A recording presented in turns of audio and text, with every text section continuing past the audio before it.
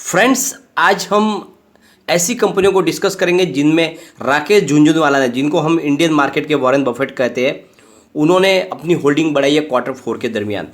तो वो कौन से स्टॉक है और क्या उनमें आगे और तेज़ी की संभावना बन रही है? जिस तरह से राकेश झुनझुनवाला ने अपनी हिस्सेदारी बढ़ाई है, तो क्या कंपनियों में तेज़ी की संभावना बन रही है? उन शेयर में क्या निवेश करके हम भी पैसे अच्छे कमा सकते हैं? तो उन एक एक शेयर को हम डिस्कस करेंगे। साथ में एक ऐसी कंपनी के बारे में हम डिस्कस करेंगे जिनमें राकेश झुनझुनवाला की बड़ी स्टेक है और उस पर सेबी की तरफ से हंटर चला है, यानी सेबी ने उसके ऊपर एक बहुत बड़ा जुर्माना लगाया है। तो क्या है उसका फॉल्ट और क्यों उनके ऊपर जुर्माना लगा है, और क्या उस कंपनी में आपके शेयर तो नहीं है, और अगर है तो क्या उसमें गिरावट हो सकती है? तो सारी की सारी संभावना इस वीडियो के माध्यम से हम तलाशेंगे। फ्रेंड्स, इस समय जब बाजार में एक करेक्शन के दौर से निकला हुआ है, फिलहाल जो है बाजार फिर पॉजिटिव मोड पे आ चुका है। हो सकता है आगे बड़ी तेज़ी बने, लेकिन कोरोना का कहर अभी भी जारी है, तो उसकी वजह से बाजार में गिरावट का दौर भी आ सकता है। तो ऐसे समय में ऐसे स्टॉक में हमें निवेश करना चाहिए जो हमें बड़े रिसर्च एनालिस्ट यानी राकेश झुनझुनवाला जैसे एनालिस्ट की नज़रों से उनको देख के फिर हम उसमें निवेश करें, तो हो सकता है हमें लॉस कम हो। तो एक एक हम उन स्टॉक को डिस्कस करेंगे जिनमें राकेश झुनझुनवाला ने अपनी स्टेक बढ़ाई है। लेकिन फ्रेंड, उससे पहले अगर आप पहली बार हमारे चैनल पे आए तो चैनल को सब्सक्राइब कर दीजिए, एक बेल आइकॉन दबा दीजिए ताकि जब भी नया वीडियो बने पहला नोटिफिकेशन आपको मिले।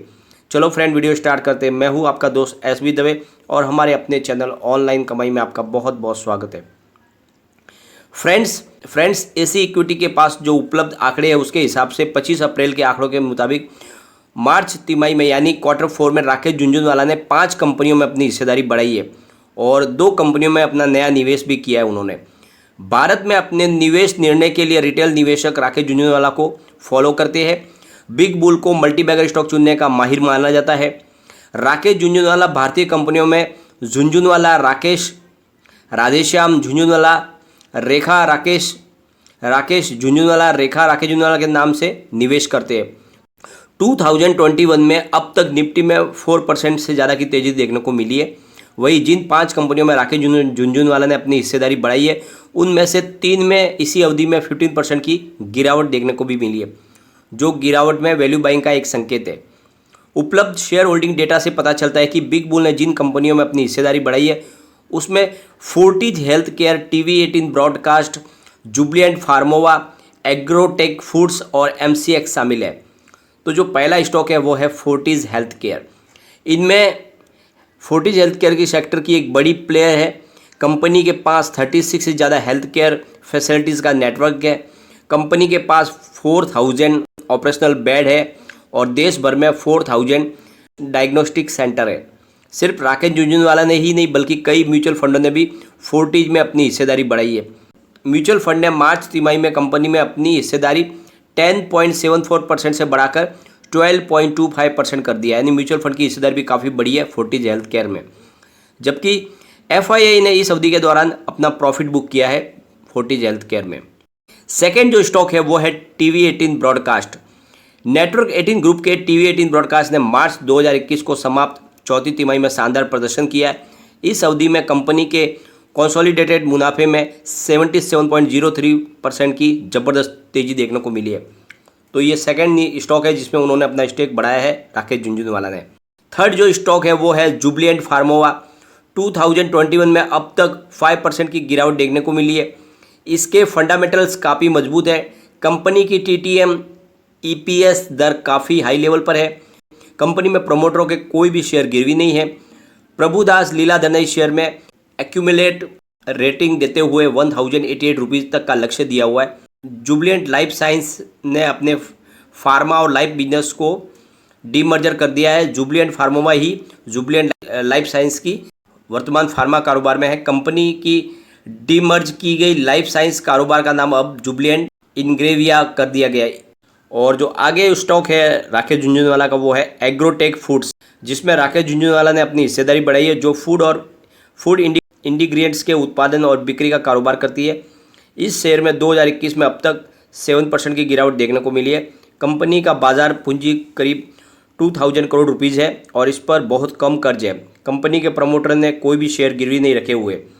मार्च तिमाही में म्यूचुअल फंड ने भी अपनी हिस्सेदारी 2.9% से बढ़ाकर 3.06% किया है। तो म्यूचुअल फंड की अच्छी खासी हिस्सेदारी बढ़ी है और आगे जो है वो है मल्टी कमोडिटी एक्सचेंज यानी MCX, जिसमें राकेश झुंझुनवाला ने Q4 में अपनी हिस्सेदारी करीब 1% बढ़ाई है।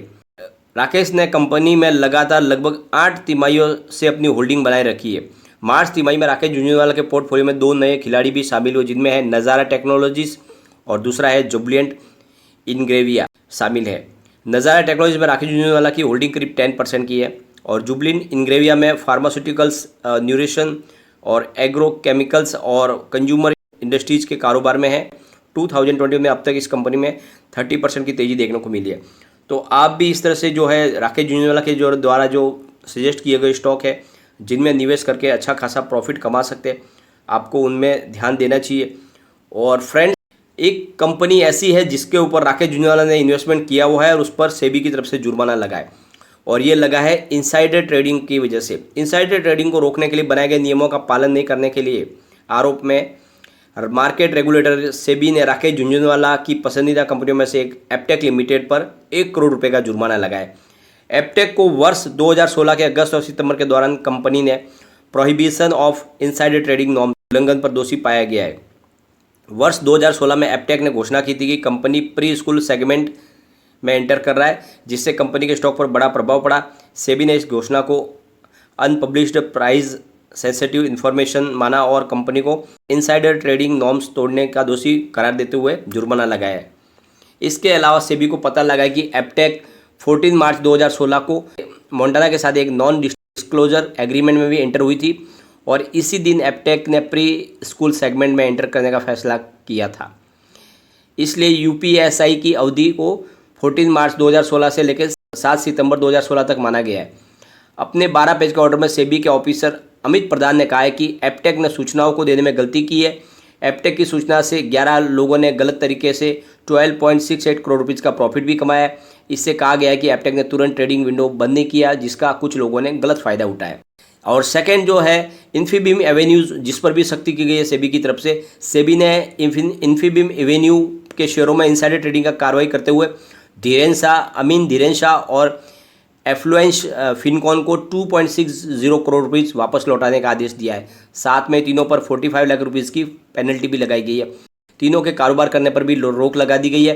पेनल्टी की राशि 45 दिन के अंदर जमा करानी होगी। तो इस तरह से सेबी बहुत सख्त है।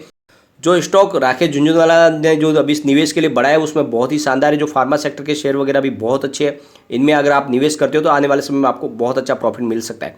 लेकिन फ्रेंड, कोई भी इन्वेस्टमेंट करने से पहले अपने फाइनेंशियल एडवाइजर से एक बार एडवाइज ले ले या अपना खुद का रिसर्च करें, क्योंकि मैंने वीडियो आपके एजुकेशनल पर्पज के लिए ही बनाया।